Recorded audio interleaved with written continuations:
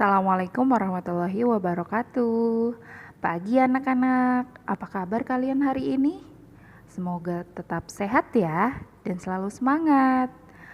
Hari ini kita akan membahas tematik kelas 6, tema 4, subtema 1, pembelajaran 5 dan 6. Di era globalisasi sekarang ini, banyak dampak yang kita rasakan. Salah satu dampak positifnya yaitu dikenalnya kebudayaan Indonesia. Salah satunya yaitu batik. Sejak tahun 2012, setiap tanggal 2 Oktober kita memperingati Hari Batik Nasional.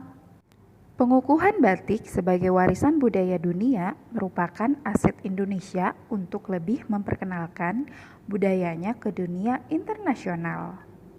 Pada bulan April 2018, Kedutaan Besar Republik Indonesia di Doha, Qatar, bekerja sama dengan komunitas Indonesia di Qatar mempromosikan batik pada acara festival internasional tahunan yang digelar di salah satu sekolah elit di Qatar. Siswa-siswi dan para pengunjung diberikan kesempatan untuk membatik dan mengetahui proses mewarnai batik menggunakan pewarna kain. Selain di Qatar, Indonesia juga memamerkan batik di Jerman dan Malaysia.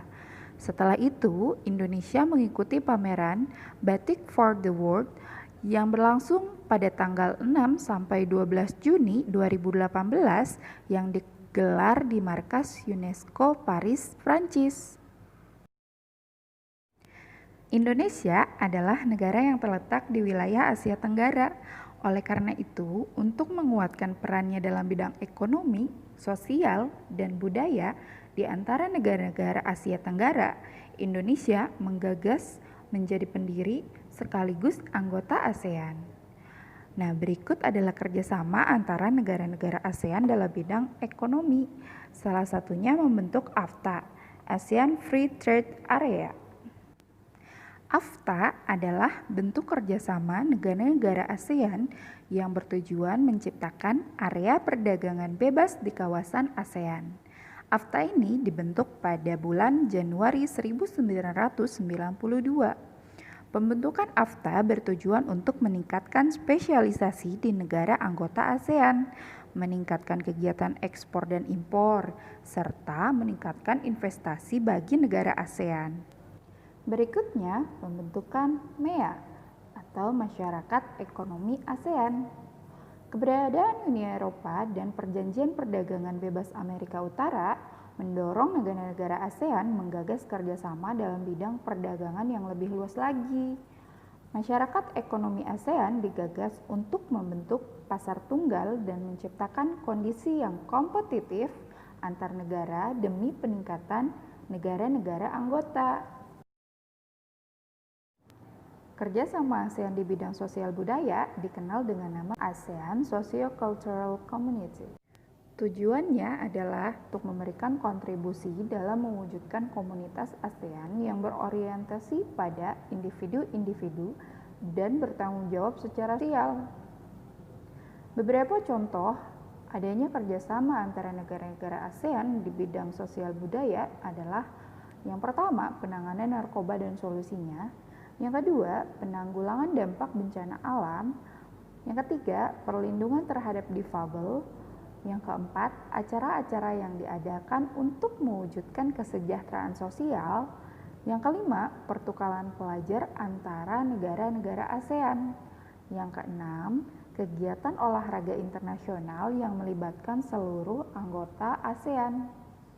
Yang ketujuh, kerjasama untuk meningkatkan pariwisata. 8. Diadakannya Kongres Pemuda ASEAN. 9. Pertukaran acara program televisi ASEAN. Dan 10. Misi kebudayaan dan kesenian dengan diadakannya Festival Lagu ASEAN. Dalam memperkenalkan kebudayaan Indonesia, banyak hal yang dapat kita lakukan. Contohnya, membuat reklame. Reklame ini adalah sarana atau alat untuk menyampaikan informasi, menawarkan, mempromosikan, dan menghadirkan produk atau layanan kepada publik menggunakan gambar dan kata-kata yang menarik. Salah satu contoh reklame yaitu poster. Nah, kamu bisa membuat poster untuk mempromosikan batik Indonesia. Untuk menghasilkan poster yang efektif dan menarik, kamu harus memperhatikan prinsip pembuatannya. Yang pertama, konten singkat, padat, dan jelas agar orang lain mudah memahami poster kamu. Yang kedua, nyaman dilihat. Supaya nyaman dilihat, poster harus sederhana, warnanya menarik perhatian, terkesan bersih, minimal efek dan gradasi warna mencolok. Kemudian ukuran hurufnya harus pas, tidak terlalu besar dan tidak terlalu kecil. Yang ketiga, menarik minat. Poster yang kamu buat harus menarik orang lain untuk melihat. Tidak perlu banyak gambar, cukup 1 atau 2 gambar namun unik sehingga membuat orang tertarik untuk mengamati. Yang keempat, alur yang jelas. Agar poster dilihat orang, letakkan penarik perhatian di pusat. Judul di atasnya, bagian bawah untuk deskripsi dan seterusnya. Yang kelima, persuasif, artinya membujuk secara halus. Postermu harus membentuk opini, pandangan, atau kesan segera setelah orang menangkap maksudnya. Dalam setiap lingkungan pasti terdapat keragaman.